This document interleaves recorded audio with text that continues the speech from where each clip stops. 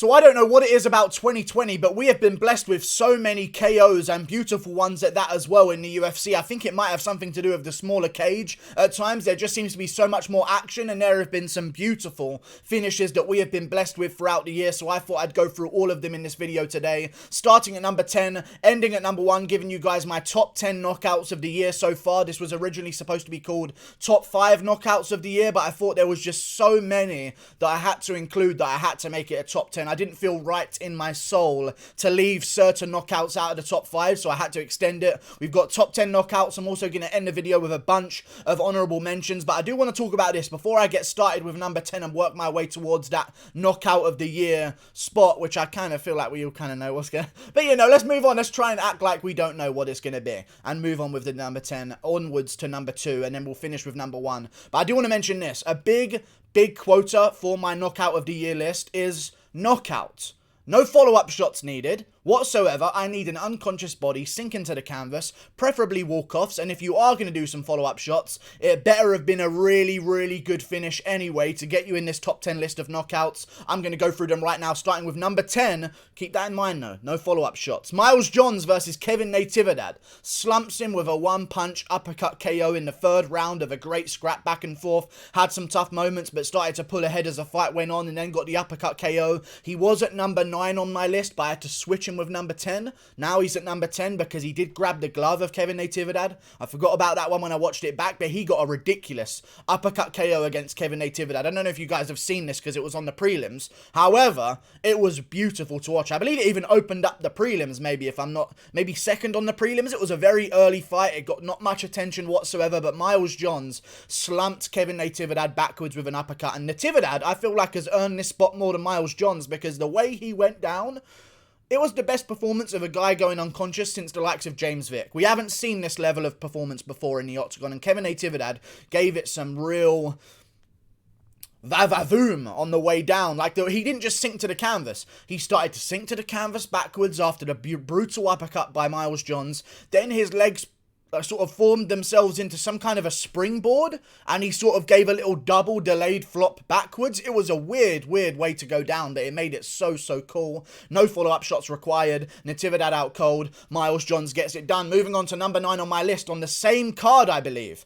Adrian Yanez versus Victor Rodriguez. Again, no follow-up shots required for Adrian Yanez. He goes out there, and not only does he go out there and get a head kick walk-off KO, he goes out there, and everything that happened before that KO was just magnificent to watch. He was dropping Victor Rodriguez all over the place. He was matrix dodging certain punches and just sliding perfectly out the way of them, and then he was setting up his finish. And then Victor Rodriguez is running away from being beaten up on the feet so badly in a certain moment and walks straight into a head kick, walk-off KO by Adrian Yanez, and he immediately looks over at Dana White and starts talking about the money, and I just love the KO. Adrian Yanez, brutal finish. Definitely number 9 on my list of top 10 KOs. Watch them. You gotta watch these KOs. They're brutal if you haven't seen them already. But definitely Adrian Yanez deserves a spot on this list. Walk-off head kick KO. You got to give it a spot. No follow-up shots, you got to do it. Number 8 on my list, Jiří Procházka against Volkan Ozdemir. Not only is this a great KO and a good finish, even though it wasn't like a brutal finish, it was just a 1-2 down the pipe, but it landed so well. It was against Volkan Ozdemir in Jiří Procházka's debut. Completely slumped him out cold in the 2nd round, I believe it was, after a tough 1st round as well. Got hit with a lot of shots, but gave a hell of a performance. Kind of like a Mikel Pereira of the light heavyweight division, moving around all over the place. Crazy footwork. Little jumps here and there, little weird expressions with his face after he gets hit with shots, and then eventually he finds them on Volkan Ozdemir, who had just been 3 rounds with Dominic Reyes and 3 rounds with Alexander Rakic, and for Jiří Procházka to go out there and land that 1-2 down the pipe in his debut fight against Volkan Ozdemir is just ridiculous, and he gets the job done and earning himself a number 8 position on my list of top 10 knockouts. Now let's get towards number 7, the first one on the list so far that has a follow-up shot included, but I feel like it's got to be on there anyway. Khaos Williams versus Abdul Razakou Hassan. I thought Razakou Hassan died. And that's a big thing. Like, even though there was a follow-up shot, and it wasn't a walk-off KO, and it wasn't this or that, Khaos Williams basically virtually killed Abdul Razakou Hassan with that first punch. If he didn't throw the follow-up shot, this could be in the top 5 in my opinion, but he did land the follow-up shot. But it was the theatrics beforehand, it was the fact that it was so early in the fight, and we thought this was going to be a big test for Chaos Williams, and he did the whole stare down thing where he's completely still. It was just a whole thing led into a perfect shot against Abdul Razakou Hassan. Even though it wasn't a walk-off, you've got to put it on the list somewhere. Number 7, Chaos Williams has earned his spot there. Even with a lackluster performance towards the end of the year against Mikel Pereira, he's got to be on the list. Chaos Williams gets it done. What a brutal, brutal finish against Abdul Razakou Hassan. And plus, Al Hassan did not get up for like 5 minutes, so that's a huge deal as well. Moving on to number 6 on my list, and the only other one that did not need follow-up shots to get their win. Or that did need follow-up shots to get their win. It's Kevin Holland versus Jacare Souza. I have to put it on there. Off of his back. Number 6 on the list. Kevin Holland gets the job done against Jacare Souza. Not only did he do it off of his back, like it's not like Nico Price got a KO off his back against Randy Brown or James Vick. You're on your back against Jacare Souza, and you're the one finishing him and KOing him and nearly triangling him beforehand, but gets the KO off of his back with punches. We've never seen just a hook thrown off of the back and getting a KO before. I know Nico Price had Randy Brown in an awkward position and landed some hammer fists, and he also got an up kick against James Vick as well, and Tony Ferguson got an up kick, but we've never seen just a real swing from bottom like Kevin Holland to lead to a finish. Again, not a KO. Jacare did not go out cold, but it was a hell of a finish anyway, and it's earned its spot above some one-shot knockouts, and he's number 6 on my list. Kevin Holland versus Jacare Souza. You've got to put it somewhere. That's where it goes. Moving on, though, to the top 5 knockouts of 2020, starting with number 5. And this person's going to be Beneil Dariush. You've got to give it to Beneil Dariush against Scott Holtzman. Gets the job done by a walk-off spinning back fist KO, like Felder followed up shots. We've seen spinning back fists before. We've seen spinning elbows before. They happen. This year he gets us walking off spinning back fist KO against Scott Holtzman. It was absolutely brutal. He's had other ones this year as well, which we may get to in a second here. But Beneil Dariush, walk-off spinning back fist KO against Scott Holtzman in a great fight before that as well. It was just beautiful. You can't deny its position on the list. A walk-off spinning back fist has to go in the top 5. Beneil Dariush gets it done. Number 5 on my list. But now moving on to number 4. Sugar Show, Sean O'Malley, or Sean Malley as we're now calling him, against Eddie Wineland at 250, I believe it was. Nunes versus Spencer. Sean O'Malley gets a brutal, brutal KO against Eddie Wineland, sends him backwards, almost knocks his moustache off. I mean, Eddie Wineland, I felt real bad for him. Walk-off KO, of course.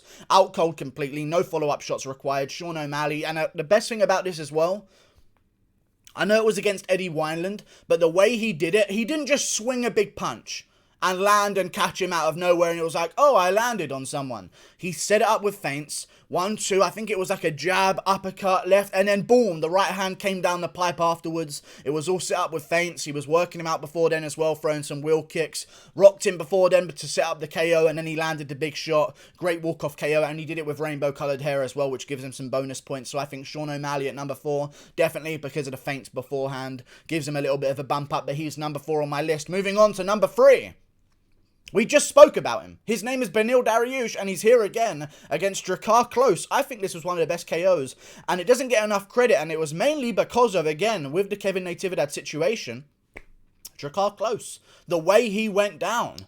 Well done, Jacare Close, honestly. He gave Beneil Dariush this position on the list because Jacare Close was winning the fight, landing good shots. There's a comeback element of the KO punch. There's a walk-off situation where Beneil Dariush needed no follow-up shots whatsoever. The referee was straight in there because Jacare Close was out cold after getting rocked with something beforehand, and then Dariush comes crashing forwards in a comeback performance, gets the KO win, and not only does he get a KO, but he gives a double delayed fall down, does Jacare Close, when he falls backwards, hits the cage a little bit, and then falls again, and it was so delayed, it was beautiful. And all the meanwhile, Beneil Dariush is standing there watching him sink towards the canvas. And then also on the way down, another bonus point you've got to take into consideration is Jacare Close's mouthpiece. Just spun it around and rearranged it, didn't he? Renovated that mouthpiece out of the tooth area of the mouth and straight into those gums because the mouthpiece was hanging out the side. of Jacare Close's face. I'm choking up just thinking about it right now, but Jacare Close, the way he went down, you have to give it. The eyes looking up straight at the ceiling, the mouthpiece hanging out of the mouth that he's caught onto, like he just completely... Dariush rearranged the jaw piece of Jacare Close. I'm getting shaky thinking about the KO right now. The comeback win from Beneil Dariush. He's got 2 spots in my top 5 KOs of 2020. Now moving on to number 2. Cody Garbrandt versus Rafael Santel. Give me a second, there's something in my mouth. It's gone. I don't know what that was, but I was bugging there. Moving on. Cody Garbrandt against... And it's back. Okay, cool. We're done again. What is going on? Cody Garbrandt against Rafael Santel. I'm producing something from inside here. I'm going to go with Cody Garbrandt against Rafael Santel at number 2 on my list. Brutal, brutal finish. On the buzzer as well. Walk-off KO. And something that not a lot of these other finishes were...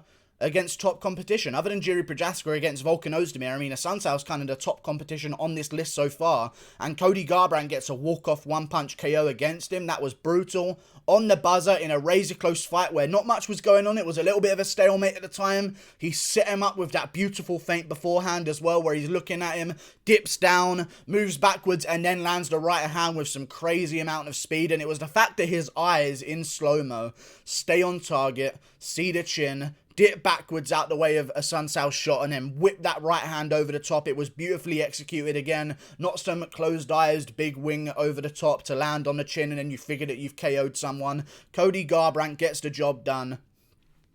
Beautiful KO against the top contender as well, which definitely needs to be taken... I'm dying. Definitely needs to be taken into consideration. Cody Garbrandt got it done against Rafael Santel. What an amazing performance. Moving on to number 1 on my list. I feel like you guys know the answer here. We all kind of know the answer here in reality. We know what it's going to be. It's Alexander Hernandez. I'm joking. It's not Alexander Hernandez. It's Joaquin Buckley versus Impa Kasanganay. Jump, spinning, back kick to the face. I mean, it was just... You can't... I know some people like that UFC wanted to put up adverts and videos saying who's going to win the KO of the year this year. Oh, could it be this person? And every comment, no, it's Buckley. And then UFC would come out with another post and, oh, a contender for KO of the year? No, it's Buckley, every single comment. And then, oh, I wonder who's going to get it this year, guys. Look at these 5 KOs that could win KO of the... it's Buckley. Jump, spinning, back kick, straight on the chin. No fall down to a TKO finish afterwards. A walk-off. Jump, spinning, back kick, KO. How many more keywords towards the greatest KO of the year do I need to mention? This doesn't even maybe win KO of the year.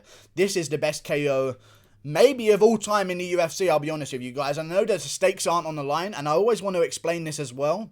The reason why I can say this, I understand great KOs are often about what was into it, what's on the line for the KO to happen, how did it happen, was there a crazy situation beforehand. But in terms of a KO move and ability, I've never seen someone do that in the UFC in any time whatsoever. Jump up, and not just jump, spinning back kick, but set it up by laying your leg on Impa Kasanganay's knee and using it to propel yourself upwards to get the spinning back kick to the face of Impa Kasanganay, and then Impa Kasanganay again. I feel like we got to give it up to these fucking victims. Honestly, they've really sold it this year. Impa Kasanganay, hit on the chin. Does he just go down like normal? No! He stays there for about 5 seconds, stuck in time and space, and then falls backwards after he realizes the magnitude of the force that Buckley's heel was just hit him with, and it made for the greatest KO of the year. I can't breathe today for some fucking bizarre reason. It's pissing me off. But that's the greatest KO of the year. I kind of got emotional there at the end. I'll be honest with you guys. Joaquin Buckley's KO was a thing of beauty. And the fact that we're acting as though there's any other fucking option is just ridiculous to me. That's my number 1 KO of the year. And now we get onto the honourable mentions. A whole fucking page of them, apparently. I like the walk-offs. I think Alexander Hernandez versus Chris Guttersmacher does not get enough attention whatsoever. I loved it.